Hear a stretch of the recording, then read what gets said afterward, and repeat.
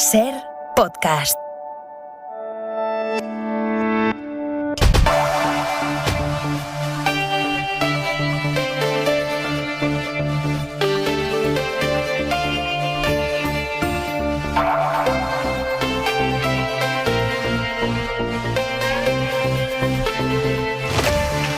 Feijóo reconoce ahora que mantendrá la reforma laboral de este gobierno, una reforma que el PP intentó tumbar y que salió por los pelos porque un diputado del PP se equivocó. Dice ahora Feijóo que la reforma laboral es sustancialmente buena. Entiendo que esa reforma sustancialmente es una buena reforma. El mismo Feijóo que anoche asumió la ley de plazos del gobierno Zapatero en el aborto, que el propio PP intentó tumbar llevándola ante el Tribunal Constitucional. El mismo Feijóo que celebra ahora la diversidad y el orgullo LGTBI, dirigiendo un partido que intentó tumbar la ley del matrimonio igualitario y que ha recurrido a la ley trans. La propia derecha debería darse cuenta de las décadas que lleva viviendo a remolque de muchos avances sociales, laborales. Primero intentan tumbarlos y ya después, años después, cuando otros se han partido el pecho por esos derechos, entonces ya sí llega la derecha y reconoce, sin inmutarse, que esas reformas son sustancialmente buenas. Entiendo que esa reforma sustancialmente es una buena reforma. Ya ni siquiera se les pide que lideren la conquista de nuevos derechos sociales o laborales, con que eviten boicotear lo que años después terminarán asumiendo, con eso bastaría. Jueves 29 de junio, en la mesa del análisis de Hora 25, hoy Lola García, directora adjunta de La Vanguardia. Buenas noches, Lola. Hola, buenas noches. Daniel Fuentes, economista, profesor de la Universidad de Alcalá. Daniel, buenas noches. ¿Qué tal? Buenas noches, Aymar. Y Diego Garrocho, jefe de opinión de ABC. Muy buenas. ¿Qué tal? Buenas noches. El día en 2 minutos, Isabel Villar. Y en 2 días, el sábado 1 de julio, Pedro Sánchez va a inaugurar la presidencia española de la Unión Europea en Ucrania. El presidente viajará a Kiev para reunirse con Zelensky. Y también dirigirá un discurso al Parlamento ucraniano.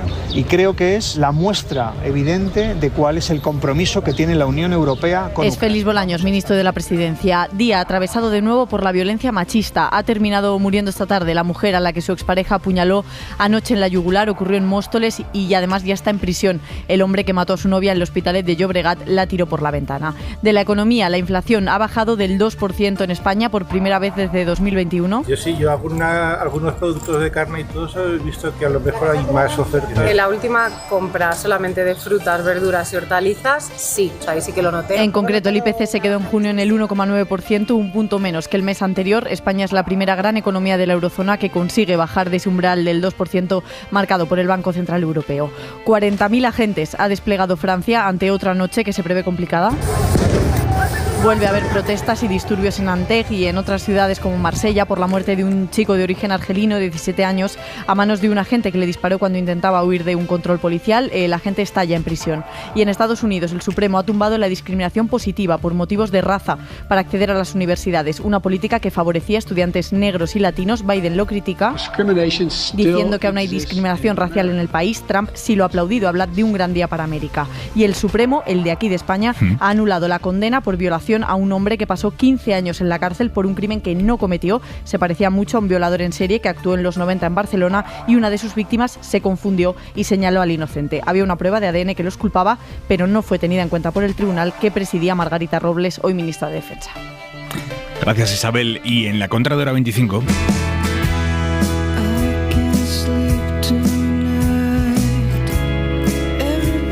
A una mujer de Granada le han estafado 170.000 euros haciéndose pasar por Brad Pitt. Esta mujer asegura que el falso Brad Pitt contactó con ella a través de Facebook.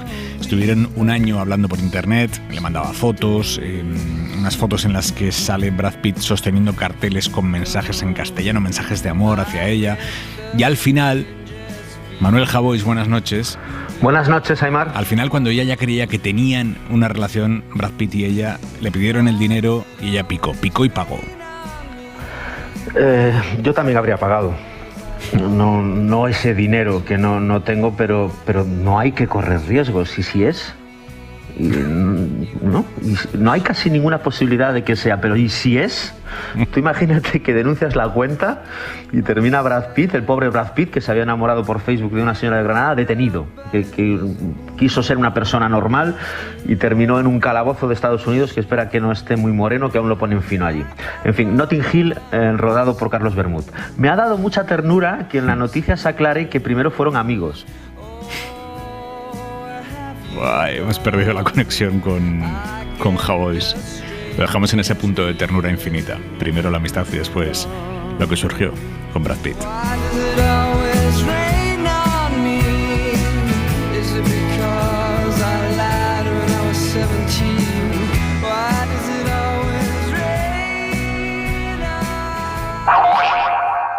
Podíamos quedarnos a vivir en esa noticia, pero la actualidad del jueves es bastante más terrenal. Vamos a empezar por lo último, que es la negativa de Feijóo a participar en debates como el que van a celebrar la cadena SER y El País el próximo 14 de julio, viernes. Es un debate planteado a 4, pero en el que por ahora al menos van a participar 3: Pedro Sánchez, Yolanda Díaz y Santiago Abascal, porque Alberto Núñez Feijóo ha decidido no venir a ese debate, ni al debate a 4 que organiza también Radio Televisión Española para el final de la campaña. Feijóo y su equipo deben de considerar que un formato a 4 no les beneficia demasiado, porque le da una presencia notable a Abascal, o porque una conversación a 4 daría mucho peso a los acuerdos de PP con Vox, escenificaría 2 bloques. Bueno, eso es lo que debe interpretar el equipo del Partido Popular, porque están intentando ellos forzar un debate a 7, en el que estén Bildu, Esquerra, el PNV, para que ahí, entre tantos, se diluya la presencia de Abascal, incómoda para Feijóo, y sobre todo para que Feijóo pueda señalar ahí a Bildu y a Esquerra como los artífices del sanchismo y todos los males derivados de él. Sohaib Nadi, buenas noches. ¿Qué tal, Aymar? Buenas noches. El Partido Popular se escuda en que este tipo de formatos a 4 son incompletos y que carecen de interés. Por eso declinan la invitación para debatir con los candidatos a la presidencia de PSOE, Sumar y Vox. Por cierto, que apenas se ha confirmado ese debate a 4, bueno, mejor dicho a 3, el partido de Abascal ha jugado al despiste al poner en duda que vaya a participar. La formación ultraderechista señala que la fecha propuesta por este grupo, por prisa, les obligaría a modificar primero su calendario electoral para encajar fechas. En cuanto al PP, de momento logra su objetivo, rehuir la foto con Abascal, y solo aceptan, dicen, un debate a 7 en el que estén los líderes de Esquerra, PNV y Bildu, formaciones, señalan fuentes de Génova, sobre las que ha residido la gobernabilidad de España en la última legislatura. Por tanto, de la maratón de debates que arranca el próximo 10 de julio, el líder de la oposición, Núñez Feijóo, solo participará en uno, el de ese día precisamente, en A3 Media, en un cara a cara con el presidente Sánchez. Luego será en esta casa el del 14 de julio y finalmente el del 19 en Radio Televisión Española, donde Vox sí ha confirmado su asistencia. El hombre del PP que se está encargando de negociar los debates, que es Esteban González Pons, ha escrito esta noche en su cuenta de Twitter: ja, un debate a 4 sin Feijóo es un debate a 3. Veremos cuánto aguantan Yolanda Díaz y Abascal de palmeros de una campaña diseñada para agradar a Sánchez. Os planteo, ¿cómo interpretáis la negativa de Feijóo a participar en estos debates a 4, con los 4 representantes de los 4 partidos con posibilidades de constituir 2 grandes bloques políticos en España? Lola. Bueno, probablemente lo has dicho tú, ¿no? Eso le da un mayor protagonismo a Vox, y también podría ocurrir incluso que se formara algún tipo de bloque, digamos, como normalmente se ataca al presunto ganador, ¿no? O al que parte se supone con más ventaja según las encuestas. Entonces supongo que debe pensar que no solo le atacarían, digamos, en el sector de la izquierda, sino también por parte de Vox, y que se podría convertir un poco en el centro de todos los ataques. Al final, yo creo que esto se soluciona de una manera sencilla, que es cuantos más debates mejor, y en todos los formatos posibles, ¿no? No deja de ser un poco irónico que también el Partido Popular defienda los intereses de Esquerra Republicana, de Bildu y de bueno, el PNV es otra historia, ¿no? Pero de Esquerra Republicana y de Bildu para que participen en un debate. Pero tampoco me parecería mal que hubiera un debate a 7 en el que también se expresen otras opciones que son determinantes al final también para un gobierno. O sea, creo que puede ser compatible una cosa con la otra. Diego. Bueno, yo creo que este debate se incardina en un fracaso, y es que no exista una legislación estable que nos permita saber ex ante cuáles son los recursos con los que van a contar los ciudadanos a la hora de conocer sus opciones políticas o sus opciones de voto. En cada periodo electoral nos encontramos con que los partidos políticos diseñan una estrategia discursiva al servicio de sus intereses. En el año 2019 Pedro Sánchez no quería debatir, ahora quiere debatir. Es exactamente igual en el lado del Partido Popular. Es decir, que a mí lo que me resulta ingenuo es que podamos intuir que hay intuiciones nobles o que hay gestos o razones sinceras en las propuestas que teatralmente cada uno de los partidos políticos está exponiendo. Yo creo que debe haber una legislación estable que nos permita saber y que nos permita incluso pactar convivencialmente qué creemos o cuál creemos que es el formato en el que deben conversar los aspirantes a la presidencia del gobierno. Yo creo que lo más razonable sería que hubiera un debate cara a cara entre quienes tienen opciones reales de efectivamente ser investidos presidentes y que después estuvieran todos los partidos que tienen representación parlamentaria precisamente en atención a las minorías. Pero como digo, creo que lo importante es que exista una norma estable y que nadie sea tan ingenuo de pensar que los argumentos que se están aduciendo en este contexto tienen un gramo de sinceridad o de verosimilitud. Es decir, están remando para casa, es obvio, y creo que como ciudadanos responsables lo más ingenuo que podríamos hacer es creerles. Fuentes. Pues mira, al hilo de esa teatralidad de la que habla Diego, yo creo que Feijóo se ha metido mucho desde el primer día, con acierto, en el papel de presidente y ha cedido el papel de aspirante a Pedro Sánchez, ¿no? Prácticamente 48 horas después del 28 de mayo, esa era ya la escena y el marco. Y como tal, como presidente saliente, pues es el que teóricamente tiene menos incentivos a participar en estos debates, y el aspirante, ahora mismo Pedro Sánchez, aunque de facto sea el presidente saliente, el aspirante, porque así lo dicen las encuestas y el estado de ánimo, es el que pues trata de que cuantos más debates, mejor.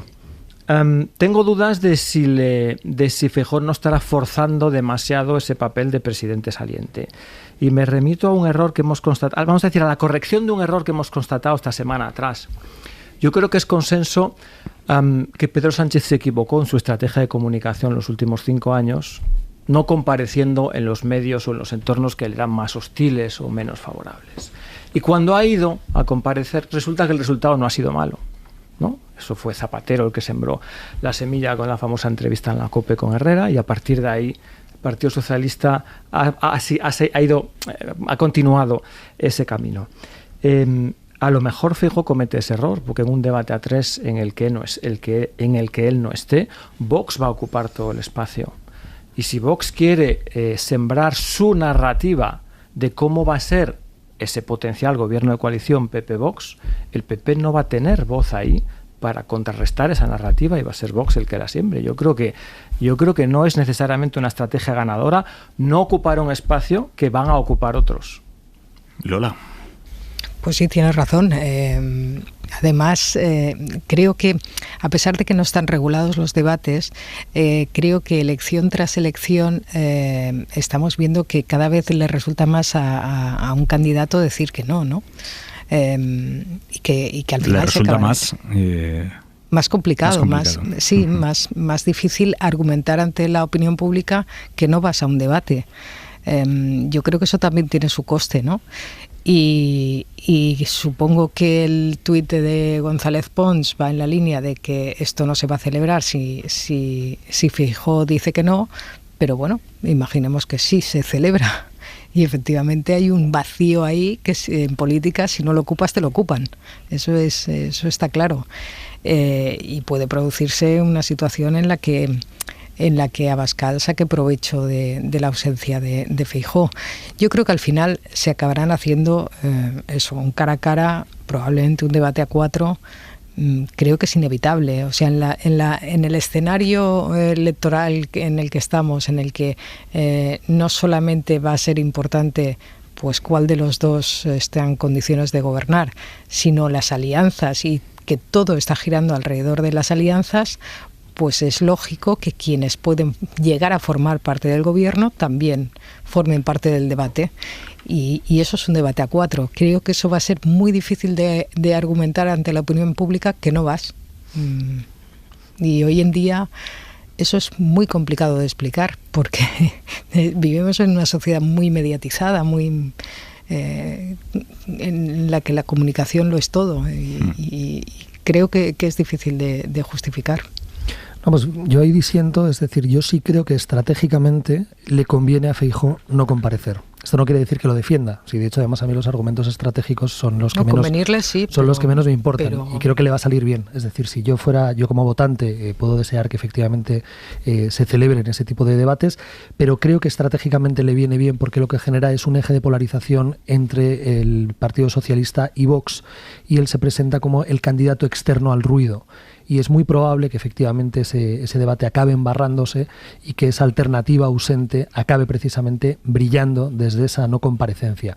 Insisto que este es un argumento estratégico, que es de los que siempre intento huir, porque creo que son los menos nobles, y además creo que ese es un oficio que interesa poco desde un punto de vista verdaderamente político. Y creo que otra cuestión que deberíamos preguntarnos es para qué sirven los debates y hasta qué punto se penaliza el que se mienta en los debates.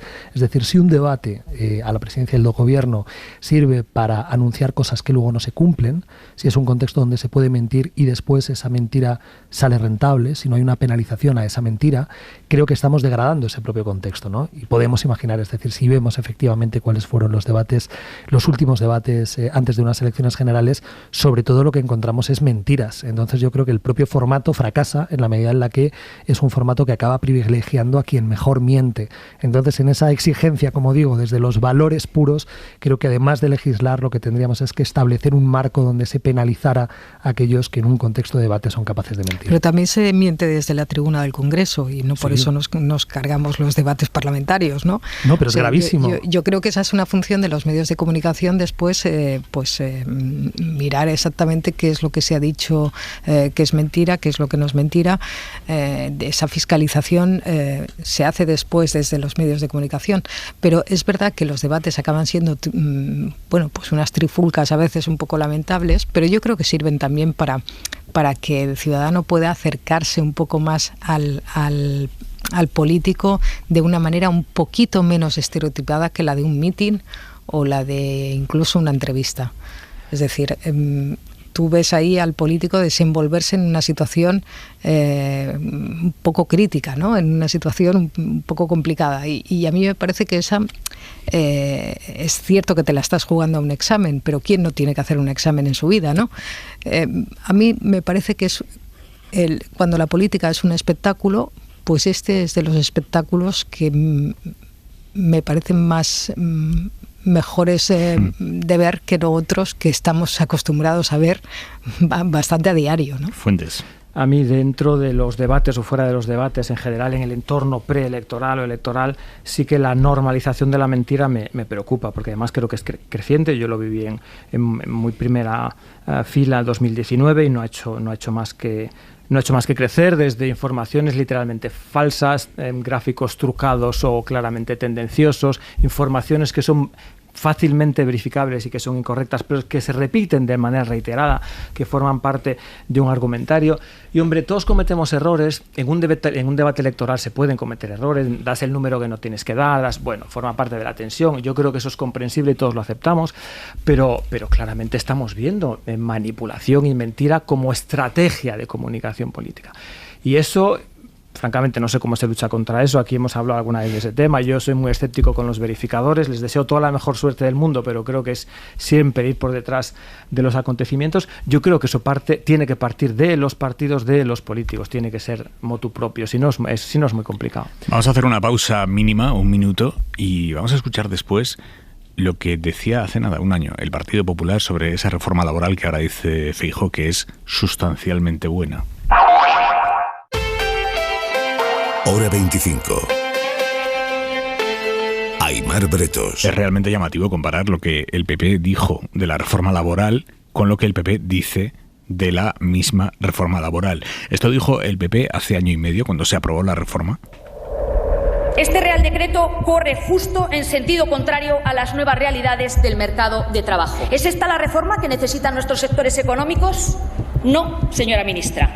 ¿Sus efectos serán positivos o negativos? Negativos, señora ministra. Me pregunta sobre el impacto de la reforma laboral en nuestra región. Yo creo que va a ser muy negativo. La reforma laboral que ustedes plantean es mala para el empleo. Nosotros dijimos desde el principio que era una reforma que era mala, sobre todo para el sector del campo y para las pymes. De ahí ahora mismo el debate de la reforma laboral, que ahora mismo se está decidiendo entre premios Nobel de Economía, como son, por ejemplo, los políticos de Podemos, para ver quién hunde más a la empresa en España. Aquí reforma laboral es una cosa, es que yo estoy muy alarmado. Porque esta reforma laboral dinamita la flexibilidad en la fabricación. Van a acabar con la temporalidad, pero mandando a todos los españoles al paro. Por eso es por lo que nuestro voto es no. Pues cuando llega ese momento, que es hoy, el Partido Popular va a votar en contra. Con nuestro voto le decimos que no. Aun cuando se convalide este Real Decreto, no le quepa ninguna duda que va a tener corta vida.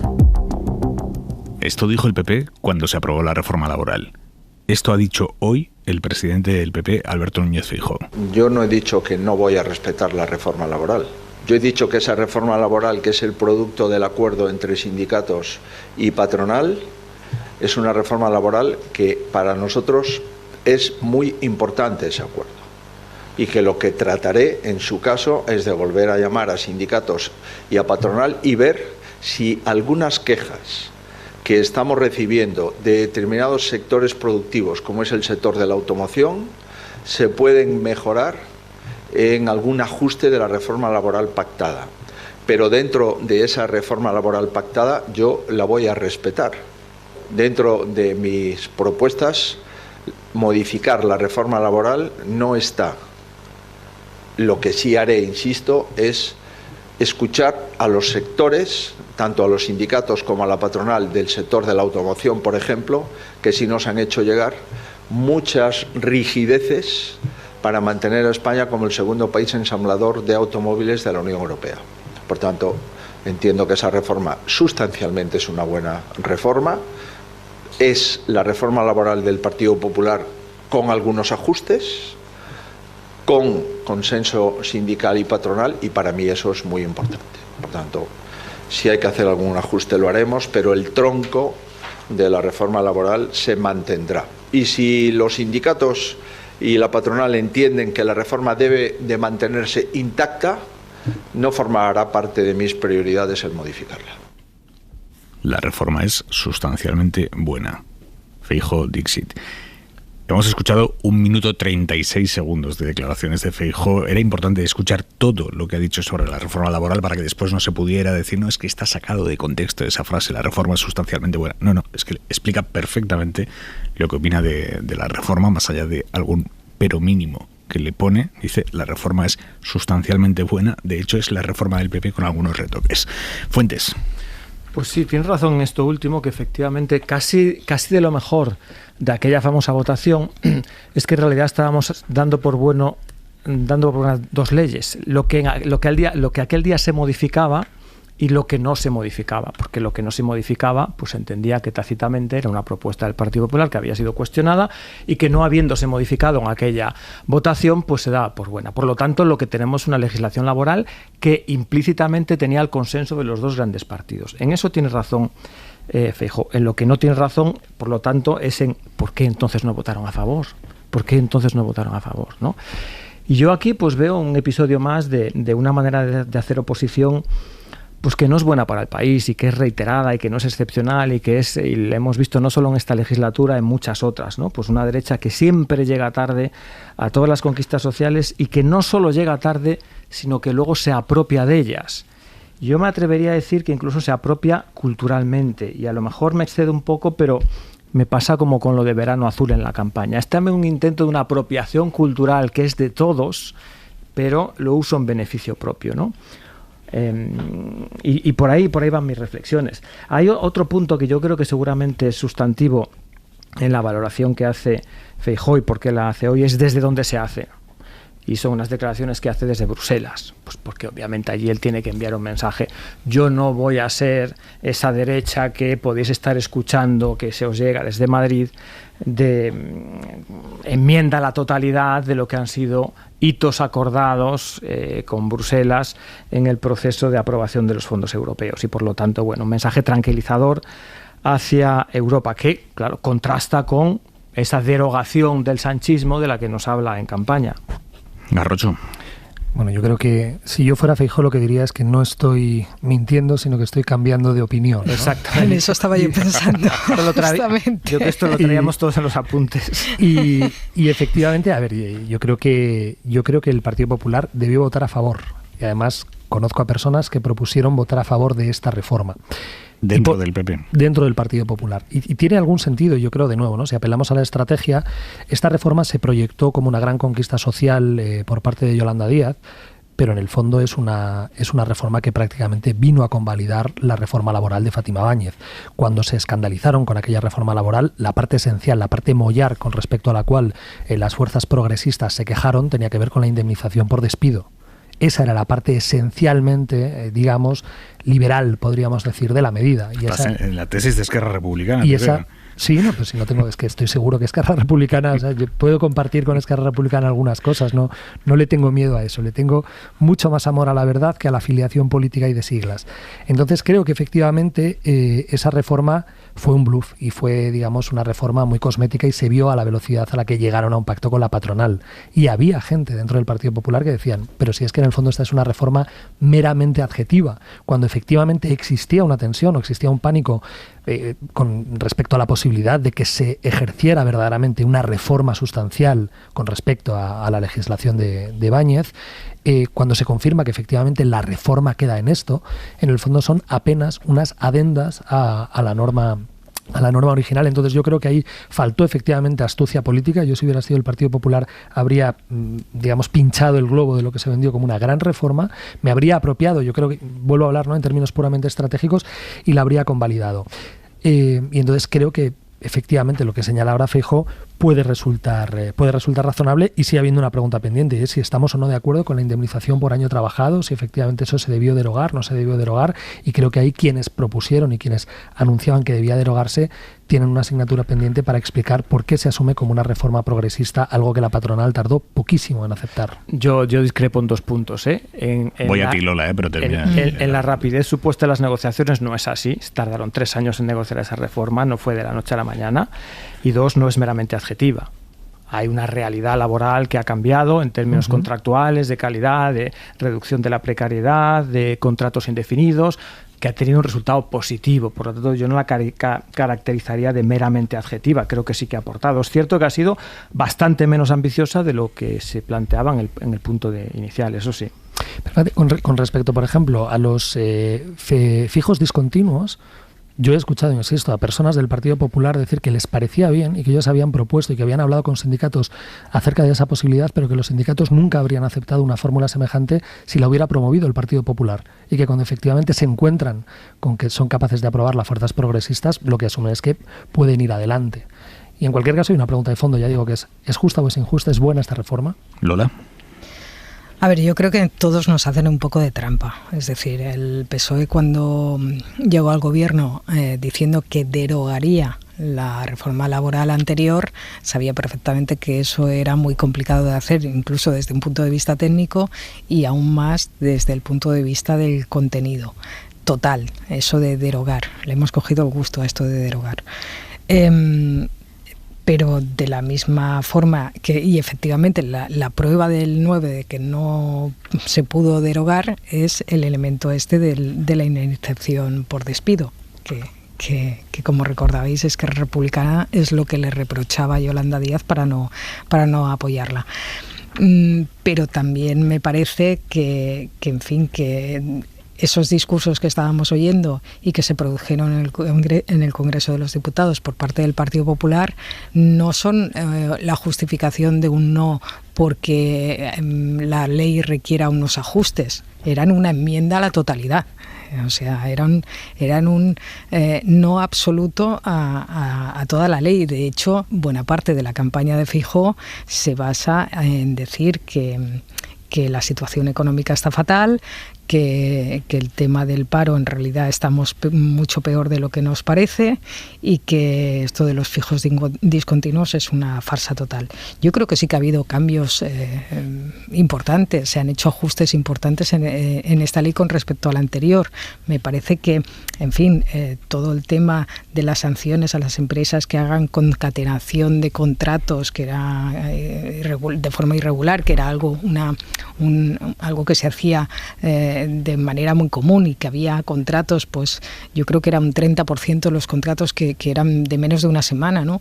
En fin, el tema de la ultraactividad, hay incluso pues más control sobre las empresas subcontratadas en las relaciones laborales con sus empleados. Yo creo que se han mejorado muchas cosas y creo que la gente eso lo puede ver. Claro, eso no justifica la enmienda a la totalidad que escuchamos en el Congreso por parte del PP, si es que es eso lo que se quiere tocar. Al final, lo que creo que tiene importancia es una cosa que habíais comentado sobre el escenario en el que Feijóo hace estas declaraciones. Es verdad que él en ningún momento ha hablado durante la campaña de derogar esta ley, pero hace estas declaraciones en Bruselas.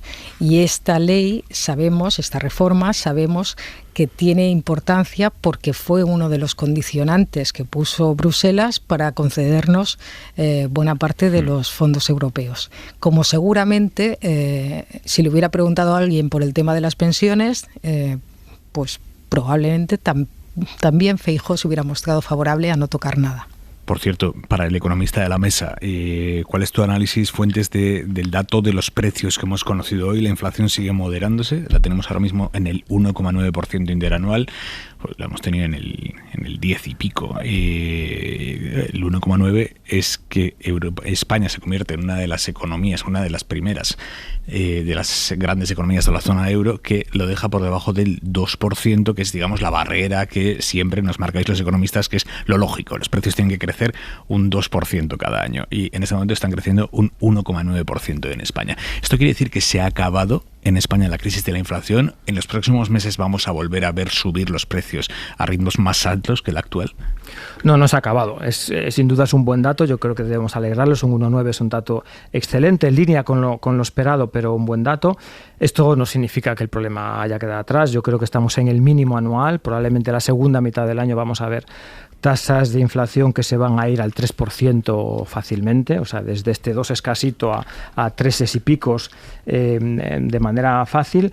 Y sobre todo el gran problema es que países como Alemania tienen una tasa de inflación que ahora mismo nos triplica. Y eso es lo que al final condiciona al Banco Central Europeo su política de tipos de interés. Es decir, que si ahora mismo nosotros deberíamos asistir a una reducción de tipos de interés acorde con la inflación que estamos viviendo, vamos a seguir sufriendo unos tipos de interés elevados, porque en las otras tres grandes economías, sobre todo Alemania e Italia, Francia está un poquito mejor, pero pues tienen todavía tasas muy elevadas, ¿no? Y es cierto, y esto creo que hay que reconocerlo, que no es casualidad que España tenga un IPC interanual del 1,9 y Alemania esté por encima del 6. Yo creo que la regulación del mercado eléctrico, siendo transitoria, desde luego habrá que buscar soluciones estructurales, pero la famosa sección ibérica ha funcionado y las medidas paliativas transitorias, es verdad que tienen una factura a cargo del déficit público, pero bueno, están funcionando. Hoy la vicepresidenta Calviño ha encargado a Competencia, a la Comisión Nacional de los Mercados de la Competencia, que investigue por qué la banca se está resistiendo a pagar por los depósitos de sus clientes. Javier Ruiz, buenas noches. Buenas noches. El Gobierno intenta poner firme a la banca. Va a ordenar a la CNMC una investigación sobre si los bancos no están compitiendo, si cobran las hipotecas pero no pagan los ahorros. Lo que vamos a hacer es, en primer lugar, encargar este estudio a la Comisión Nacional de Mercados y de la Competencia y eventualmente ver si es necesario algún cambio legislativo para poder actuar. Abre la puerta a cambiar la ley después y a crear un comparador similar al que hay en la industria eléctrica para ver si los bancos compiten de verdad. Vamos a analizar si es posible establecer un comparador en este sentido. Economía ha hecho una petición tras otra. Pide a la banca que alargue 3 años las hipotecas de quienes no puedan pagarlas. Una medida adecuada sería el establecer de forma automática la extensión en un máximo de 3 años de las hipotecas a tipo variable para la adquisición de primera vivienda. Y que deje de cobrar a los mayores por sacar dinero en caja. Hemos instado a los representantes bancarios a eliminar las comisiones para las operaciones de retirada de efectivo en caja. Y ha pedido a los bancos ser más generosos en los códigos de buenas prácticas. Todo eso ha hecho agua. La banca dice que, como muy pronto en septiembre, es decir, después de las elecciones, se hablará del nuevo código de buenas conductas. Hora 25. Hora 25. Aimar Bretos. Este fin de semana empieza el Tour de Francia, empieza en Euskadi. Las 3 primeras etapas del Tour se van a correr en suelo vasco, la primera en Bilbao el sábado, el domingo segunda etapa desde Vitoria hasta San Sebastián y el lunes tercera etapa desde Amorebieta, termina ya en Francia, en Bayona. En el larguero y en el resto de programas de deportes aquí en la SER vamos a hablar de la parte puramente deportiva del Tour, pero esta noche vamos a centrarnos en el despliegue de seguridad que requiere acoger 3 etapas de un acontecimiento de proyección internacional como es el Tour de Francia. Yo soy Erkoreka, vicelehendakari, consejero de Seguridad del Gobierno vasco. Buenas noches, Gabón. Gabón, buenas noches. Esta tarde se ha celebrado allí en Bilbao la presentación de los equipos, miles de personas ya allí reunidas. ¿Cómo se prepara un dispositivo de seguridad para un acontecimiento así que atrae la mirada, atrae el prestigio de medio mundo, pero también los fanatismos y las locuras de gente? Pues es un desafío de primer orden, ¿no? Porque en Euskadi, otra cosa no sé, pero habituados a organizar carreras ciclistas estamos de largo, ¿no? Porque es un territorio con mucha afición al ciclismo, ¿no? Pero las exigencias del Tour son particularmente exigentes en todo lo que tiene que ver con la seguridad, ¿no? Y eso requiere no solamente desplegar un dispositivo de primera categoría, sino además establecer restricciones y limitaciones en la movilidad de las personas que hay que comunicar, hay que advertir, hay que informar al conjunto de la población, porque fíjese, por regla general, cuando pasa el Tour, cuando pasa la Vuelta de España o cualquiera de las vueltas ciclistas que circulan por aquí, pues con media hora de antelación, máximo 1 hora de antelación, pues se puede cerrar una carretera o se puede limitar la circulación por una zona, ¿no? Pero el Tour exige que como mínimo 4 horas antes de que llegue la carrera tenga que estar todo cerrado, herméticamente cerrado, ¿no? Durante ese lapso temporal llega la caravana publicitaria que, bueno, pues a lo largo de media hora larga pasan una serie de camiones y de vehículos, pues con todo tipo de publicidad y demás, pero claro, durante 4 horas el tráfico está absolutamente cerrado y las limitaciones y restricciones para la población son absolutas, ¿no? Y esto, en fin, pues es una restricción que hay que comunicar y que la ciudadanía debe conocer con todo tipo de detalle, ¿no? ¿Existe algún tipo de amenaza concreta, un riesgo de ataque superior a nivel de amenaza habitual que tenemos aquí en España? Bueno, a ver, los ataques, las amenazas, en este caso son las amenazas generales, las que pueden existir con carácter general, digamos, desde el frente islámico, con todo lo que pueda representar el mundo occidental, con lo que ha representado Francia o con lo que podemos constituir los países europeos como un contexto cultural que, pues desde algunos entornos, pues no se ve con buenos ojos, ¿no? Pero, bueno, en fin, hay medidas para todo. Mira, lo que sí le puedo decir es que prácticamente todas las unidades tienen algún dispositivo dentro de la Ertzaintza, ¿no? No solamente tráfico, por supuesto, ¿no? Hay 60 motoristas cada día, ¿no? Seguridad ciudadana, salvamento y rescate, los caninos, helicópteros, los drones, los antiexplosivos también. Es decir, todas las unidades prácticamente de la Ertzaintza tienen algún dispositivo especial para estos días, ¿no? Porque ya le digo que las exigencias son inmensas y que movilizan prácticamente a toda la plantilla, ¿no? ¿Cuál es el momento más delicado en cuanto a la seguridad en un evento como este? El durante la etapa. Sí, sin duda alguna, claro. La cápsula tiene sus dificultades, pero una vez articulada la cápsula que se conduce, digamos, con los motoristas y con toda la estructura, eso va relativamente bien. Pero claro, la cápsula hay que tener en cuenta que circula por carreteras francas, relativamente libres, y circula y atraviesa municipios con recorridos tortuosos, con, en fin, pues dificultades orográficas y, claro, hay momentos más delicados que otros. Fíjese, pues hay un recorrido, por ejemplo, el tercer día a todo lo largo de la costa vasca, empieza en Lekeitio, va después a Ondarroa y tal. Cualquiera que conoce esos municipios, y además a los organizadores del Tour les gustó de manera especial el puerto de Lekeitio, por ejemplo, y quieren que expresamente pase por el puerto de Lekeitio. Claro, para que la carrera pase por el puerto de Lekeitio hay que hacer un esfuerzo en el recorrido, y luego será espectacular lo que se vea, ¿no? Pero claro, liberar todo el espacio. Las exigencias del Tour además son muy rigurosas en este sentido. Dicen que no puede haber coches aparcados en las esquinas, no puede haber, aunque sea en término municipal, ningún tipo de obstáculo de ninguna naturaleza, ni en fin, pues ni plantas urbanas, ni en fin, de depositores de basura, no puede haber nada, tiene que estar todo libre, expedito, ¿no? No, es que lo van a sudar, que va a quedar precioso, pero lo van a sudar ustedes. Bueno, estamos sudando yo, pero es verdad que hay un equipo de profesionales de primer orden que desde hace ya muchos meses se está organizando. Hay un equipo de profesionales de la Ertzaintza que conjuntamente con la Gendarmerie, por un lado, que tiene mucha experiencia a este lado, la Policía Nacional Francesa y las policías locales de todos los municipios por los que transcurre, porque hace falta el concurso y la ayuda, el apoyo de todo el mundo, ¿no? En las últimas semanas, señor Erkoreka, una plataforma asindical dentro de la Ertzaintza está impulsando protestas salariales a las que finalmente se le han sumido los sindicatos de la policía vasca. Hemos escuchado lemas como sin convenio no hay tour o no tenéis ni idea de lo que se os viene encima. Esto lo han dicho ellos. ¿Tienen miedo a que haya un boicot al tour, que utilicen la atención mediática internacional para amplificar su protesta? Bueno, es un lema, el de sin acuerdo no hay tour, que arrancó en la Ertzaintza, pero que después han asumido otros colectivos que están con protestas, aprovechando un poco, efectivamente, la ocasión del tour y su eco internacional para enfatizar sus reivindicaciones y para utilizar eso como elemento de presión para avanzar en las condiciones laborales, ¿no? Sin ir más lejos, aquí en Vizcaya, por ejemplo, en este momento también la hostelería, un sector de la hostelería está en huelga con el mismo lema, ¿no? Sin acuerdo no hay tour, ¿no? Bueno, a ver, esto nos han dicho los organizadores del Tour que no es el único ni el primer lugar en el que ocurre, que en otros espacios, en otros ámbitos también ha sucedido de alguna manera. Por tanto, tiene una cierta lógica con el eco internacional que tiene el Tour, que, en fin, los colectivos con reivindicaciones pues quieran aprovechar esta ocasión para ejercer una presión más intensa sobre quienes tienen la decisión de acceder o no a sus pretensiones, ¿no? Claro, pues si en quienes el caso lo ejercen son los agentes de la seguridad, desde ya más delicado. Sí, bien, bueno, a ver, efectivamente este movimiento viene funcionando, afloró hace aproximadamente 2 meses con esta reivindicación.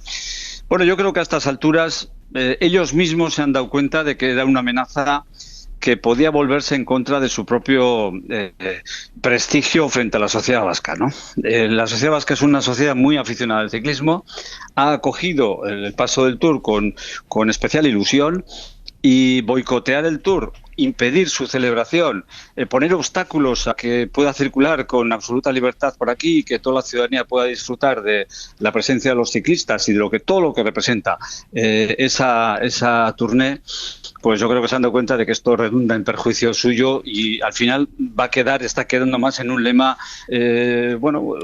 sonoro, con mucho impacto, pero como elemento de amenaza pues no tiene mucho sentido, porque francamente sería un mal insuperable para su propio prestigio que no aceptaría, yo creo, que la sociedad vasca de ninguna manera, ¿no? Vicelehendakari Erkoreka, muchísimas gracias por estar esta noche en Hora 25 y sobre todo muchísima suerte, vaya todo bien de aquí al domingo. De aquí al lunes, pues eso hasta el lunes. Hasta el lunes. Cruzamos hasta el lunes, efectivamente. Empezamos el sábado y hasta el lunes. El lunes ya a partir de las 4 o 5 de la tarde cruzarán la frontera y desde ese punto de vista podremos felicitarnos si todo ha ido bien, ¿no? Es cuando empieza a respirar usted, a partir del lunes a las 4 de la tarde. Sí. Señor Erkoreka, gracias. Bien, un placer. Hablando de representación dentro de la policía, hay una noticia más. Hoy hemos sabido que Jupol, el sindicato policial apoyado por Vox, ya no es el sindicato mayoritario en la policía. Se han celebrado elecciones para el Consejo de la Policía Nacional y Jupol ha perdido mucho terreno del que ganó en 2019. En 2019 consiguió 8 vocales, ha perdido 4 y se revierte, por lo tanto, ese camino que inició Jupol, este sindicato afín a Vox, digamos, comiéndoles la tostada a los sindicatos tradicionales de la policía.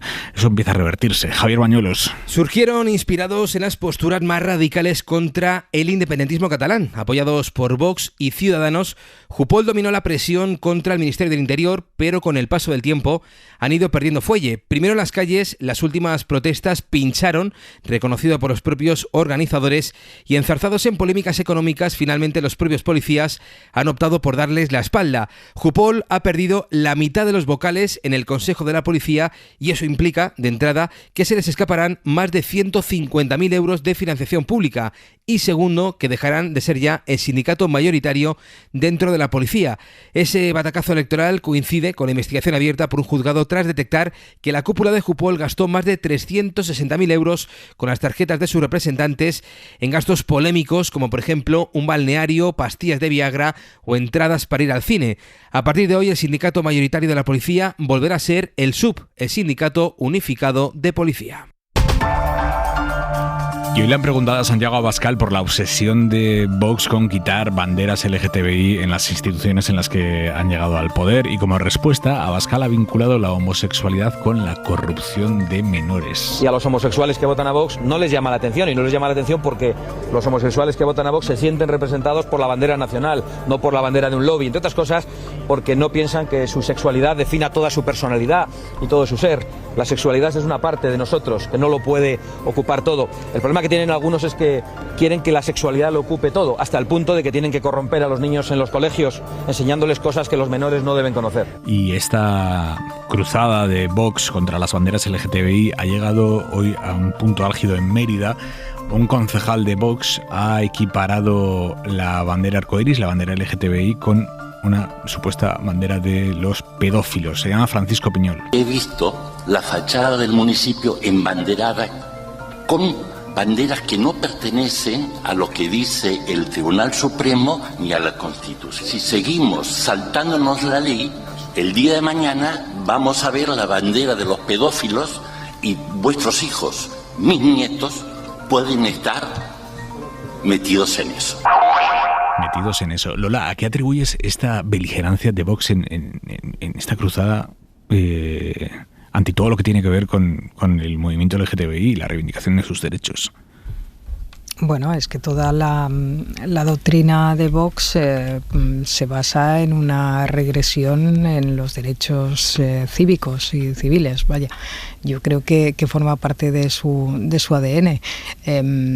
Lo grave es cuando se destilan, ¿no?, estos mensajes que sin decir, pero se acaba diciendo, ¿no?, y se acaban mezclando cosas y al final pues este tipo de cosas acaban calando, porque las mentiras se difunden con una eficacia, una rapidez y mucho mayor que las verdades. Después ponte a justificar si la pedofilia afecta a unos colectivos, afecta a otros, es mayor, es menor, porque no puedes razonar con este tipo de cosas. Ante este tipo de mensajes que se distribuyen no se puede razonar.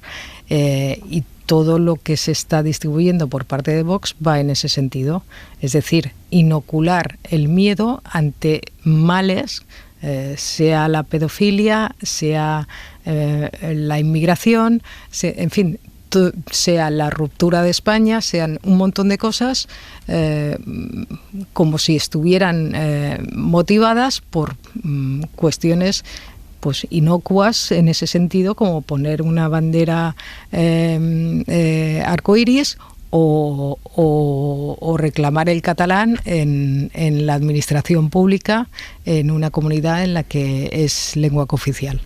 Es, bueno, reinterpretar la realidad de forma que suponga un peligro para la gente o que la gente la perciba como un peligro. Y así es como se nutre la ultraderecha, es como se nutre el populismo de ultraderecha. Yo creo que lo vemos en muchas partes del mundo y lo estamos viendo aquí también. ¿Lo compartes, Diego? Sí, no solo lo compartimos, sino que en ABC nuestro editorial, uno de los dos editoriales, habla precisamente de eso, ¿no? Es decir, la bandera arcoíris no es que sea compatible con la Constitución, sino que digamos, refrenda uno de los artículos principales, ¿no? El artículo 14. Los españoles son iguales ante la ley sin que pueda prevalecer discriminación alguna por razón de nacimiento, raza, sexo, religión, opinión o cualquier otra condición o circunstancia personal o social. Por eso creo que dentro de las cosas que ha dicho Santiago Abascal, la más extravagante es la que intenta contraponer la bandera nacional con la bandera arcoíris como si fueran efectivamente contradictorias, ¿no? Y no pudieran efectivamente conllevarse, incluso apoyarse una y otra. De hecho, la referencia a la sentencia del Tribunal Supremo a la que apelaban es también errada, porque se ha notado mucho. Es decir, yo creo que hay dos elementos claros en la ficción que han intentado jugar, porque el argumento ha sido sutil. Es decir, ellos han tratado de justificarlo en base a una sentencia del Tribunal Supremo, Es decir, han tratado de apelar a una cuestión formal que podría ser verosímil, pero hay dos elementos que desmontan, digamos, ese formalismo. Uno es que en la lona que la Junta Electoral Central les hizo retirar, efectivamente estaba la bandera arcoíris entre los elementos que se tiraban en una papelera, es decir, que no es que simplemente estén velando por el formalismo ortodoxo de que efectivamente las instituciones solo den banderas oficiales, que puede ser un purismo, pero bueno, es la coartada que tenían. Y otra muy clara es lo que ha pasado en las Cortes de Castilla y León, donde los procuradores socialistas colgaron un faldón, es decir, ya fuera de la fachada, sin ningún tipo de representatividad oficial, y no era ni siquiera una bandera, sino una enseña. Y cuando lo que persiguen ya no es simplemente esa confusión, que como digo, como estrategia argumental podría ser verosímil y alguien muy formalista en las instituciones podría remotamente tirar por ahí, pero está claro que cuando lo que están buscando es retirar la enseña e incluso apelar a los lobbies internacionales, a mí siempre ahí me saltan todas las alarmas. Cuando a un político no le salen las cuentas con la realidad, tiene que apelar siempre a conspiraciones ocultas. Fuentes. Yo estoy de acuerdo en que es una apelación al miedo, ¿no? Fíjate, alguna de las expresiones que acabamos de oír, los niños no deben conocer cosas que no deben conocer, pero ¿qué son esas cosas que no deben conocer los niños o que no pueden conocer? No se vayan a ver metidos en eso, dicen, pero ¿qué es eso exactamente, no? Y luego la amalgama, la confusión con la corrupción, con la pederastia, etcétera, ¿no? Afortunadamente, y con la Constitución, porque es que después los mensajes anticonstitucionales son precisamente los que ellos lanzan, por ejemplo en esa lona. Claro, y ponerte en la tesitura de que tienes que elegir entre banderas, pero ¿por qué tengo que elegir entre banderas? Pero si pues estas semanas la bandera arcoíris, pues estoy con mi bandera arcoíris y la bandera española también, o no, o una o las dos, o qué más da. No hay que elegir entre lo que uno es o lo que uno se identifica. Pero yo creo que afortunadamente es verdad que el ruido es inmenso, ¿no? Y yo creo que esto no ha hecho más que empezar, desgraciadamente. Creo que nos espera todavía una legislatura, sobre todo en aquellos territorios donde han conseguido posiciones de gobierno con mucho ruido en estos y otros temas. Pero creo que son los menos. Creo que la sociedad española está tan por delante de estos consensos, que yo creo que hasta resulta un poco ridículo, ¿no? No sé. Hoy se ha confirmado que el nuevo alcalde de Cádiz, Bruno García, que es del Partido Popular, ha decidido subirse el sueldo respecto a lo que cobraba el anterior alcalde de Cádiz, José María González Kichi. Casi se dobla el sueldo respecto a lo que cobraba Kichi. Así dicho, suena escandaloso. Es verdad que hay que ir a las cifras. Kichi cobraba como alcalde de Cádiz 38.000 euros brutos anuales, 38.000. Alcalde de una capital de provincia, una ciudad de 120.000 habitantes, pelín menos, pero vamos ahí. Estaba cobrando 38.000 euros. Ahora su sucesor, Bruno García, va a cobrar 68.000 euros. Yo os pregunto, ¿tienen motivos para el escándalo quienes critican esta decisión de subirse el sueldo, de casi doblarlo? ¿Qué salario encaja más con lo que debería cobrar un alcalde de una ciudad como Cádiz? ¿Es más ético políticamente cobrar poco? Esa responsabilidad política que significa ser alcalde tiene que estar bien pagada. Tiene que pagarse al alcalde en la media de lo que cobran los ciudadanos del municipio de ese alcalde. ¿Cómo lo veis? Es un debate muy espinoso. A mí no me lo parece. Venga, dale. No me parece nada espinoso. Seguro que vamos a estar de acuerdo. Bueno, no lo sé. A ver, yo creo que la política esté bien retribuida es una garantía social y es lo que permite que personas que no tienen la vida resuelta puedan efectivamente dedicarse a la política. Si a la política solo se dedicasen efectivamente nobles o personas que no tienen que vivir de un salario, podríamos efectivamente incluso vivir, ¿no? En un contexto político donde pues los profesionales de la política o quienes ostentan un cargo político no tengan que tener una justa retribución. 68.000 euros al año es un salario alto comparado con los salarios en España, pero creo que la responsabilidad de ser alcalde de una ciudad como Cádiz es efectivamente alta. Yo creo que Kichi hizo un gesto ideológicamente perfectamente coherente, que fue bajarse muchísimo el salario, y ahora digamos que el salario del alcalde de Cádiz recupera una cierta normalidad. Yo creo que es bueno. Yo creo que si queremos atraer a personas con talento y con capacitación profesional al ámbito político, no les podemos pedir gestos heroicos en lo económico, sino tenemos que compadecerlo, digamos, con lo que es un funcionario de rango alto. Y yo creo que un servidor público que es alcalde de una gran ciudad debe asemejarse mucho a un alto funcionario. Lola. Sí, estoy plenamente de acuerdo. He de decir que Ada Colau, cuando fue alcaldesa de Barcelona, también se puso el sueldo 37.000 euros. Alcaldesa de Barcelona, 37.000 euros. también he de decir que después en privado se arrepentía constantemente de ello. Y supongo que ahora el nuevo alcalde, Colboni, no creo que vaya a cobrar 37.000 euros. La política, sobre todo una alcaldía, es que requiere una dedicación y tiene una exposición y un desgaste público que no es menor. Ya sé que lo sencillo es decir que todos los políticos se meten en política para cobrar y porque así consiguen ganarse la vida y no se la conseguirían ganar de otra forma. Pero lo cierto es que dedican muchísimas horas, dedican fines de semana, tiene una responsabilidad importante, puedes acabar en un juzgado, tengas o no tengas culpa de algo. Y yo creo que ha de estar dignificado, es una labor que ha de tener una cierta dignidad y el sueldo es una parte de ello. Y además creo que cuando se hizo esto se actuaba con un cierto populismo, con una cierta demagogia, pero también en un momento en el que estábamos pasando por una gran recesión, una crisis brutal, en el que estábamos viendo desahucios constantes y se entiende en un contexto de gesto hacia mucha gente que lo estaba pasando realmente mal. No quiero decir que ahora mismo no haya gente que lo pase mal y que efectivamente los sueldos están en una media mucho menor que esos 60 y pico. Pero yo creo que es demagógico considerar que podemos tener políticos mal pagados con respecto pues a otros países, porque además después en la administración hay una incongruencia, porque hay cargos de organismos semipúblicos que después tienen sueldos que doblan esto. O sea, para mí que el presidente del gobierno de España cobre 70 y pico mil euros, que me parece que es en lo que está el sueldo del presidente del gobierno en estos momentos. Sí, está un poquito más allá. Ahora está más alto. Parece, sí. 90. En fin, creo que hasta hace poco creo que la etapa de Rajoy eran 70 y pico. Sí. No me parece lógico. Fuentes, ¿cómo lo ves? Yo creo que es un debate que hay que tener y que hay que ampliarlo más allá del tema de los alcaldes para evitar, pues eso, comportamientos populistas por exceso o por defecto.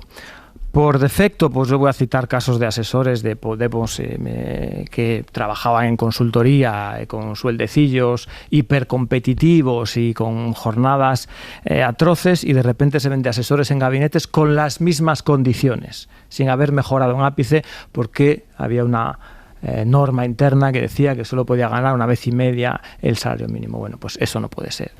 Y por exceso, pues las polémicas en torno a los lujos asiáticos de los presidentes, el famoso Falcon, los coches oficiales, pues eso hay que normalizarlo. Un presidente, un ministro, un secretario de Estado, encarnan una institución, y mientras encarnen esa institución, independientemente de cómo se llamen y de cuál sea el partido, pues tienen que ejercerla acorde con esas funciones, ¿no?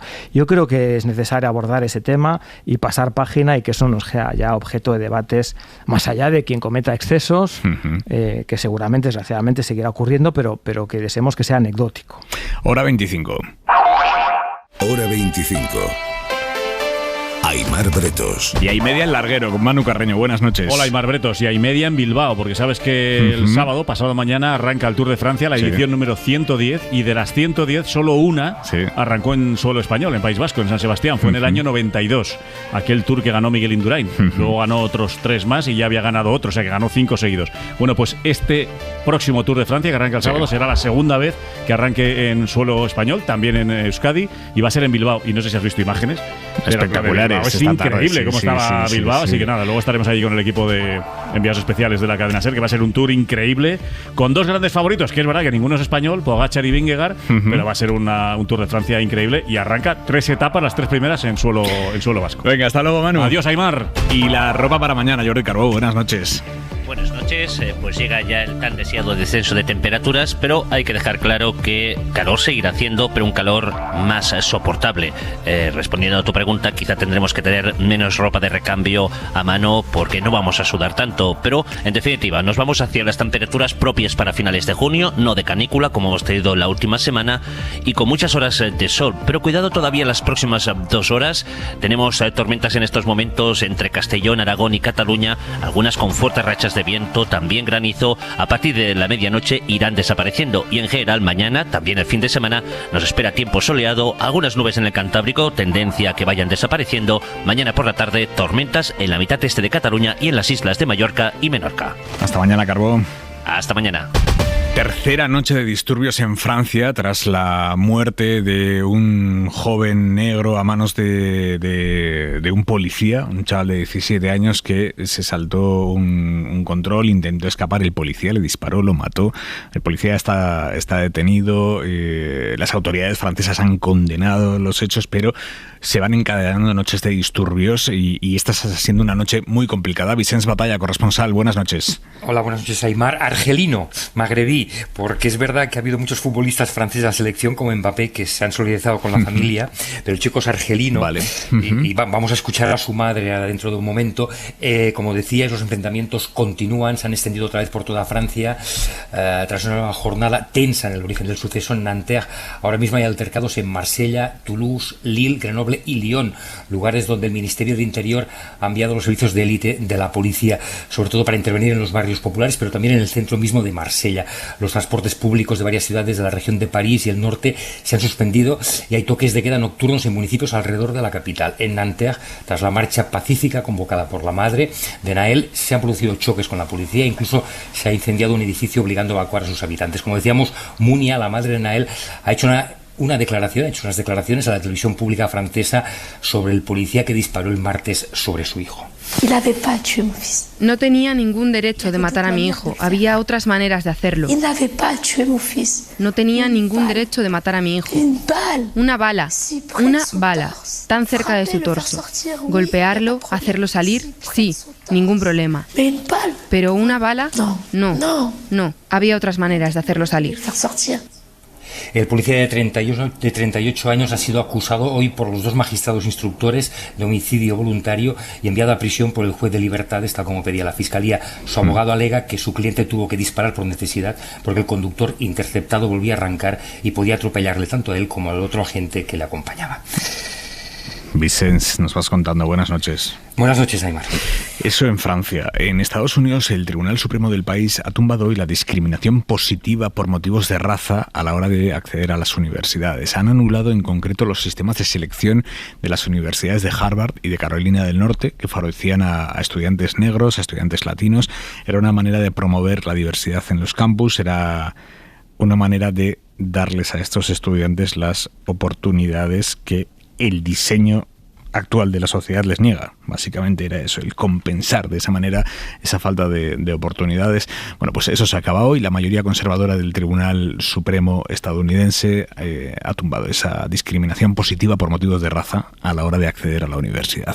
Corresponsal en Washington, Sara Canals. Buenas noches. Es la decisión más polémica de todas las que ha dictado en lo que llevamos de curso el Tribunal Supremo y está acarreando una lluvia de reacciones, empezando por la del presidente Biden, que ha enfatizado hasta 3 veces que la discriminación sigue formando parte del país y que otra vez el tribunal ha acabado con años de progreso, críticas a las que se suman también directores de universidades y organizaciones estudiantiles a quienes preocupa que esta decisión provoque más desigualdad en los campus y por consecuencia en el mercado laboral. Muchos conservadores, por otro lado, han aplaudido el veredicto, como el expresidente Donald Trump, que ha dicho que hoy es un gran día para América. La discriminación no positiva, por cierto, se empezó a aplicar en el 78 y ha llegado al Supremo a raíz de una demanda interpuesta por un grupo conservador de estudiantes que alegaba que este protocolo discrimina sobre todo a los alumnos de origen asiático y a los blancos. Diego, ¿qué te sugiere esto?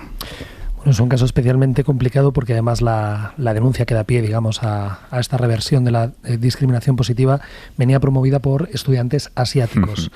El 28 de agosto de 1963, en las escalinatas del monumento a Lincoln, Martin Luther King dijo que tenía un sueño, que decía que mis 4 hijos vivan en una nación donde no sean juzgados por el contenido de su carácter. Ese color de piel, y este caso lo conozco bien porque he estado y he estudiado en Estados Unidos parte de mi doctorado, creo que entraña una trampa y creo que es algo que además se repite muchísimas veces en Estados Unidos. Estados Unidos reproduce una serie de gestos estéticos como coartadas para poder seguir siendo el país más racista, por lo menos del occidente desarrollado. El problema, yo creo, y la prueba es que la denuncia la han promovido estudiantes chinos y los estudiantes asiáticos, y los estudiantes asiáticos además por renta no están necesariamente excluidos o no están en un percentil bajo en Estados Unidos, demuestra que el problema de la discriminación es sobre todo por renta. Yo no creo que Kamala Harris sea especialmente meritoria por haber llegado a la vicepresidencia de los Estados Unidos, siendo el caso de que su padre era profesor de Stanford o que su madre era profesora de Berkeley. Es decir, creo que lo que excluye a gran parte de la población negra no es efectivamente el color de su piel, es la renta, y creo que este tipo de cuotas además generaban una serie de aberraciones. Yo creo que es una conquista formal de la democracia liberal el pensar en términos de sujetos universales. Creo que el velo de ignorancia, que el no saber efectivamente cuáles son los rasgos que determinan esos sesgos, es bueno, y creo que esta medida, aunque puede resultar polémica, en el fondo expresa una de las paradojas, y es si tiene o no sentido operar formas de discriminación positiva, que en este caso yo soy escéptico.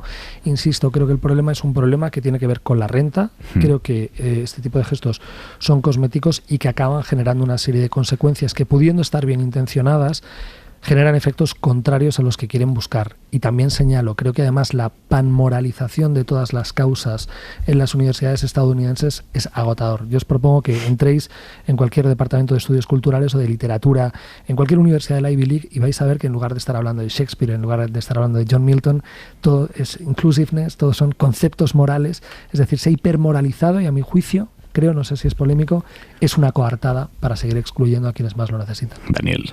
A ver, estoy de acuerdo en que la exclusión es vía renta sobre todo, pero cuando ves la correlación entre el color de la piel y la renta también sale elevadísima. Por lo tanto, al final son los negros que no tienen dinero los que se quedan fuera. Por lo tanto, el color de la piel influye, ¿no? Yo me voy a referir al otro caso que es exitoso, que es el de la India, donde hay este tipo de discriminaciones positivas, no en el color de la piel en este caso, sino en las castas indias, en función del lugar en la casta que ocupes, y que han funcionado extraordinariamente bien durante 50 años y han permitido básicamente a mujeres, pero sobre todo a mujeres de castas inferiores, acceder a estudios universitarios y a responsabilidades en las administraciones públicas. Yo sí que estoy a favor de la discriminación positiva. Creo que desgraciadamente es la prueba de que el sistema falla. Ojalá no fuesen necesarias. Y es desde luego una solución de último recurso, no deberíamos recurrir a ellas, pero desgraciadamente en algunas situaciones como estas yo creo que son necesarias. Es la única manera en la que tienes que romper las cuadernas del sistema para empujar a los que están abajo y que puedan llegar arriba, porque si no, por la única vía del mérito y del esfuerzo sabemos que no van a llegar. Lola García. Bueno, ¿qué es antes, el color de la piel o la renta? O sea, yo creo que están bastante entrelazadas, ¿no? En este caso, de todas maneras, ya ha habido varios estados en los que se levantó esta discriminación positiva, entre ellos Michigan, que conozco bien también por motivos personales, o California, y ya se ha visto que el número de estudiantes negros ha descendido, o sea, negros e hispanos, y ha pasado a la mitad. O sea, que las consecuencias de no aplicarlo ya se han visto cuáles son, están clarísimas. Y yo creo que esto es consecuencia de la renovación que se hizo del tribunal, cuando Trump decidió a 3 de los miembros del tribunal y colocar a personas pues de una ideología de ultraderecha clarísima. No es solamente esta decisión, ha habido una decisión reciente también sobre el tema del aborto que va en la misma línea. Y yo creo que además no tienen correlación con una mayoría clara de la sociedad estadounidense.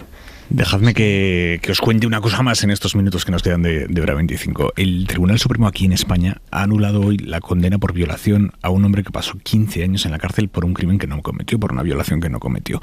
Este hombre, que es un albañil marroquí, era físicamente muy parecido a un violador que actuó en los 90 en Barcelona, y una de sus víctimas, una chavala, tenía 14 años, lo identificó como su agresor.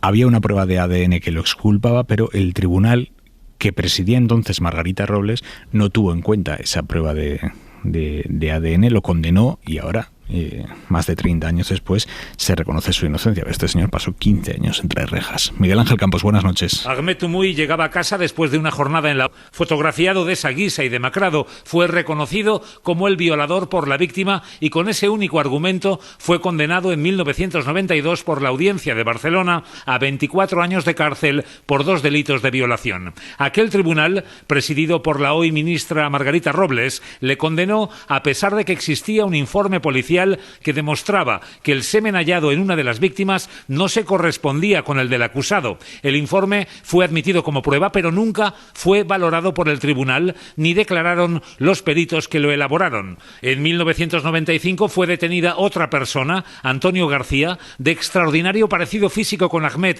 y nacionalidad española, que tenía como el marroquí un Renault 5 y lo utilizó en sus violaciones, y a quien, entre otros asaltos sexuales salvajes cometidos por este violador múltiple, la Guardia Civil pudo demostrar al menos una de las violaciones atribuidas al marroquí. Además, la víctima reconoció su error en la identificación. El Supremo admite ahora las nuevas pruebas y declara la inocencia de Ahmed Tumuy. Cumplió 15 años entre rejas por delitos que no había cometido. Ahora puede reclamar de justicia. Si es rechazada, tendría que abrir un nuevo procedimiento en los tribunales y solicitar la compensación a la Sala de lo Contencioso Administrativo de la Audiencia Nacional. Jordi Nieva, catedrático de Derecho Procesal de la Universidad de Barcelona. Buenas noches.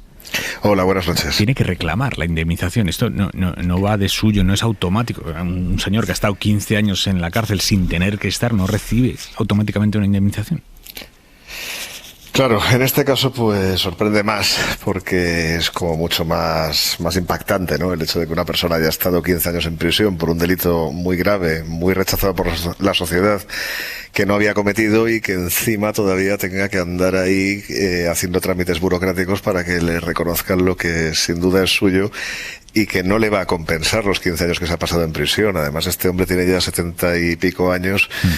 Le han robado la vida, vamos, es que por mucho dinero que le dieran no le van a compensar nada. Pero es que el problema es que todavía tiene que hacer burocracia para conseguir que le den ese dinero, que además ni siquiera es mucho. Le van a dar aproximadamente unos 25 euros al día por día que ha estado en prisión. Esto si lo sumas, pues al final es posible que le den unos 100 y pico mil euros, 130, 140.000 euros, dependiendo de las circunstancias. Pues ya me dirán ustedes si realmente esto es una forma de compensar a nadie en estas circunstancias, ¿no? Pero bueno, es que no es un caso único. Yeah. Es decir, hay muchísimas situaciones en nuestra vida cotidiana en las que tenemos razón impepinablemente y en cambio tenemos que hacer el esfuerzo de hacer la solicitud, esperar que nos respondan, que nos digan que no, insistir otra vez, gastar dinero, enfadarnos. Y esto, pues evidentemente tendría que ser muchísimo más sencillo, pero lamentablemente las leyes no lo ponen sencillo y eso es lo que habría que reformar. Jordi, contando esta historia, se pregunta si había un informe que decía que ese semen no era suyo. Esta prueba de ADN, ¿cómo se pudo dejar a un lado? Bueno, vamos a ver, esto fue en el año 92, han pasado 30 años y la forma de practicar las pruebas de ADN en aquella época no es la misma que ahora, ni mucho menos la precaución que se tomaba. Aquella prueba la hizo la policía de propia autoridad, lo cual es una cosa que actualmente sería prácticamente imposible.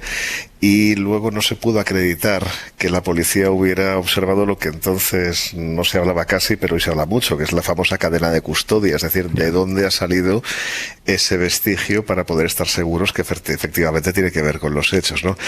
Entonces, claro, ante estas carencias, el tribunal rechazó esa prueba teniendo en cuenta que tenía otras que le parecía que eran más conducentes, como por ejemplo el reconocimiento de la víctima por parte del agresor. Claro, 30 años después todo esto ha cambiado mucho. Actualmente le damos una preponderancia a la prueba de ADN que es justa en el sentido de que científicamente sabemos mucho más sobre ella y además también sabemos científicamente que el reconocimiento de las víctimas a un agresor en una situación de estrés como es una agresión sexual, vamos, dice toda la psicología del testimonio con datos más que razonables que tiene una credibilidad bastante débil, ¿no? Con lo cual hay que practicar otras pruebas precisamente para que no se den este tipo de errores. Pero es que además en este caso es que esta persona se parecía increíblemente, hasta el punto que puedes poner una fotografía sobre otra,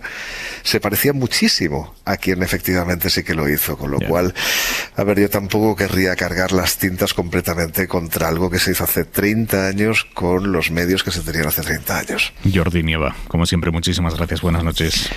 Gracias a ustedes, buenas noches. Punto y 25. Joaquín Estefanía. La Francia violenta. Hace unas semanas, el presidente francés, Emmanuel Macron, utilizó el concepto de descivilización para describir la violencia. Violencia policial, violencia callejera, violencia en los barrios, violencia política, que con demasiada frecuencia prende en el país galo. Hace 48 horas, un adolescente de 17 años fue tiroteado y muerto por las balas de un policía en los alrededores de París. La escena fue difundida en las redes sociales. A continuación comenzaron los disturbios que se han extendido por el resto del territorio y el agente de policía autor de los disparos ha sido detenido e investigado por homicidio voluntario. Esta vez la familia del joven ha contado con la solidaridad de deportistas tan icónicos como Kylian Mbappé o Aurélien Tchouameni. El temor del poder es siempre que se repitan los actos de violencia, manifestantes detenidos, agentes heridos, vehículos quemados, edificios incendiados, etc., del año 2005, que duraron 3 semanas, cuando 2 jóvenes quedaron electrocutados al ser perseguidos por la policía. Las fuerzas políticas temen que este proceso de descivilización, con acción y reacción en la calle, sea aprovechado por las fuerzas antisistema para crecer electoralmente todavía más. No en vano, uno de sus intelectuales orgánicos, el escritor Renaud Camus, autor del concepto del gran desplazamiento, ha titulado uno de sus libros Descivilización, apropiándose del ensayo del filósofo alemán Norbert Elias, escrito en sentido contrario. Punto y 25. Y tras 26 años de carrera, Manu, se ha retirado Feliciano López. Sí, hoy en Mallorca ha perdido, empezó este torneo sabiendo que era el último de su carrera, ha llegado hasta hoy y en un ratito va a estar aquí en el larguero charlando y contándonos algunas de las historias que le han dejado los 26 años de carrera. Por cierto, ha terminado también el partido de la selección española femenina, que ha ganado 7-0 a Panamá, el último amistoso, antes de volar a Nueva Zelanda y Australia, donde es el Mundial este verano. Mañana da la lista Jorge Vilda, de las 29, 6 se quedarán fuera, 23 viajarán al Mundial. Venga, lo contamos todo a partir de y media en el larguero. Diego Garrocho, Lola García, Daniel Fuentes, un abrazo, amigos. Un abrazo. Buenas noches. Descansen. Hasta mañana. Adiós. Hora 25 con Aimar Bretos.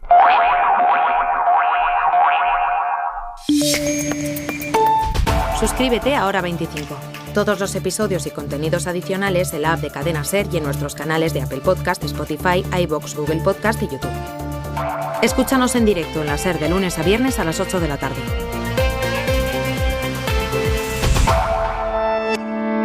Cadena SER. La radio.